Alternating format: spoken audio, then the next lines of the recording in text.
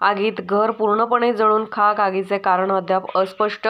घटनेची माहिती मिळताच अग्निशमन दल घटनास्थळी दाखल.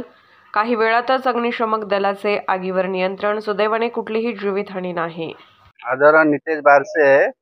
इथे 2:30 वाजता भंगारचं म्हणजे ती बाई राहते, भंगारवाली कचरेवाली आहे. भंगार घेऊन जाते, घेऊन येते, रोज कचरा जमा करते ती. 2:30 वाजता हिच्या घराला आग लागली. मग आम्ही आमच्या पोरांनी सगळ्यांनी फोन करून तातडीने फायर ब्रिगेड बोलवला. आग कशामुळे लागली ते आम्हाला नाही माहिती.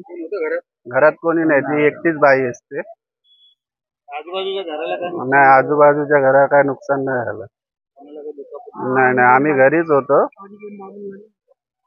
एक पोरगा गेला बाबू म्हणून, त्याला पत्रा लागला.